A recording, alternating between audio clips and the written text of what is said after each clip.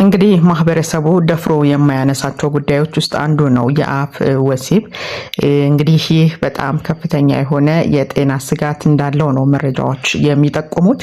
ምንም እንኳ በተለይ የአፍ ወሲብ የተለመደ ቢሆንም ያለምንም መከላከያ የሚደረግ ከሆነ ግን ለተለያዩ የጤና ችግሮች ሊዳረግ እንደሚችል የጤና ባለሙያዎች ይጠቁማሉ።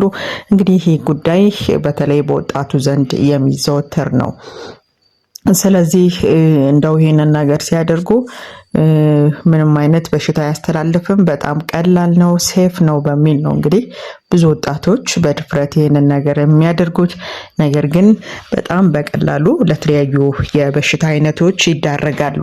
አንደኛ ጀርሞች ከአፍ ወደ ብልት ወይም ደግሞ ከብልት ወደ አፍ በቀላሉ ሊተላለፉ ይችላሉ። በዚህ ጊዜ ሌላኛው እንዲሁ የአባላዘር በሽታዎችን ሊተላለፉ ይችላሉ።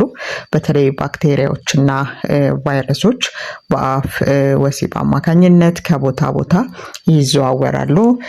እንግዲህ አፍ የምንመገበው ወደ ሆዳችን የሚያልፍ ምግብ የሚሄድበት ትልቁ ቦታ ነው። እንግዲህ ይህ ለምግብ የተሰራ ቦታ ነው በተፈጥሮ። ነገር ግን እንደዚህ አይነት የአፍ ወሲብ በሚደረግ ጊዜ ለተለያዩ ቫይረሶች ለምሳሌ የሰው ፓፒሎማ ቫይረስ እንዲሁም ደግሞ ለሄፓታይተስ ቢ ጭምር የመተላለፍ እድልን ይፈጥራል ይላል መረጃችን። እንግዲህ ሌላኛው በተለይ ባክቴሪያዎች ጨብጥ፣ ቂጥኝ እና ክላሚዲያ በተለይ በጉሮሮ ወይም በብልት ላይ ሊከሰት ይችላል። ይሄም በጣም ከባድ ነው። ሌላኛውና በጣም ፍጹም ችላ ሊባል የማይገባው ጉዳይ ኤችአይቪ ነው። በተለይ በዚህ መንገድ የመያዝ እድል በጣም አነስተኛ ቢሆንም በአፍ ውስጥ ለምሳሌ ቁስል ሊኖር ይችላል፣ የድድ ደም መፍሰስ ሊኖር ይችላል። ስለዚህ ፍትጊያው በሚኖር ሰዓት ወይም የዚህ የአፍ ወሲብ በሚደረግ ጊዜ በተመሳሳይ ይህ የኤችአይቪ ቫይረስ በቀላሉ ሊተላለፍ ይችላል ማለት ነው። ምክንያቱም ጥርሳችን ውስጥ ድዳችን ሊደማ ይችላል። አጠቃላይ አፋችን ውስጥ የተለያዩ ምራቆችን ጨምሮ ፈሳሾች አሉና በቀላሉ እንዲተላለፍም ይሄ እድል የሚፈጥር ነውና በጣም መዘናጋት የሌለብን ጉዳይ እንደሆነ ነው የሚጠቀሰው። ሌላኛው የብልት ጤና መታወክ ነው። እንግዲህ በአፍ ውስጥ የሚገኙ ባክቴሪያዎችና በብልት ውስጥ ያሉት የተለያዩ ናቸው። ስለዚህ እነዚህ ሲቀላቀሉ የሚከተሉ ችግሮች ይፈጠራሉ። አንደኛ ባክቴሪያል ቫጂኖሲስ፣ የአፍ ባክቴሪያዎች የብልትን ሚዛን በማዛባት በተለይ መጥፎ ጠረንና ፈሳሽ እንዲኖር ያደርጋል። ይህም በጣም ከባድ ነው። እንዲሁም በአፍ ውስጥ የፈንገስ ቁስል ካለ ወደ ብልት የመተላለፍ እድልም ሊኖረው ይችላል። ሌላኛው የምራቅ ኬሚካላዊ ይዘት በተለይ ከብልት ፈሳሽ የተለየ በመሆኑ ብልትን ተፈጥሯዊ አሲዳማነት በማጥቃት ለበሽታ ተጋላጭ ያደርጋል። እንዲሁም ሌሎች ከባድ የሚባሉ ስጋቶች አሉት። የጎንዮሽ ያው በቀላሉ የሚደረግ የሚመስልም ግን ደግሞ ለጤናችን ለህይወታችን እጅግ አስጊ ነው። ለምሳሌ ካንሰር እንግዲህ በአፍ ወሲብ የሚተላለፉ የተወሰኑ የኤችፒቪ አይነቶች በተለይ ከአፍና ከጉሮሮ ካንሰር ጋር ተያያዥነት አላቸው።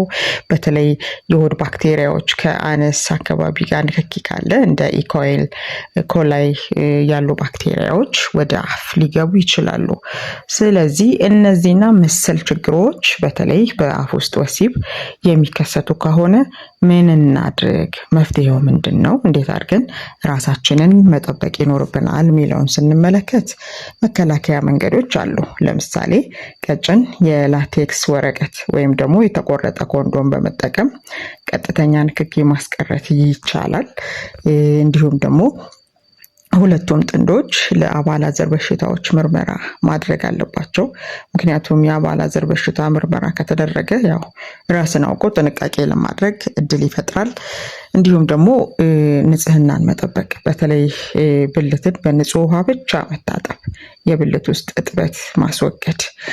ብዙ ጊዜ በተለይ ሴቶች የብልት አስተጣጠብ ላይ ችግሮች እንዳሉ ነው የሚነገረው። ምክንያቱም ብዙ ውሃ፣ የተለያዩ የሻወር ቤት የኮንዲሽነሮች ሳሙናም ሊሆን ይችላል ወደ ውስጥ አስገብቶ የመታጠብ ነገር አለ። እነዚህ ለተለያዩ ኢንፌክሽኖች ያጋልጣሉ። ስለዚህ የተፈጥሮ የራሱ ፈሳሽ ስላለው በውሃ ብቻ በተለይ ለብ ባለ ውሃ ያንን ማስወገድ ይቻላል። ይሄም አንዱ አማራጭ ነው። ዋናው ግን እዚህ ፕሮግራም ላይ ልንነግራችሁ የምንፈልገው የአፍ ውስጥ ወሲብ ሙሉ በሙሉ ደህንነቱ የተጠበቀ አይደለም። ስለዚህ ጥንቃቄ ማድረግና ስለ ጤና ሁኔታ ከጥንዶች ጋር በግልጽ መነጋገር አስፈላጊ ነው። በቀላል ነው፣ HIV ያስተላልፍም፣ ምንም አይነት የደም ንክኪ የለውም በሚል በድፍረት የሚደረግ ግን ደግሞ ከፍተኛ ጉዳት የሚያስከትል ነውና ጤናችንን መጠበቅ አለብን። የተለያዩ መረጃዎች እንዲደርሷችሁ ሰብስክራይብ በማድረግ ቤተሰብ ሁኑ። እናመሰግናለን።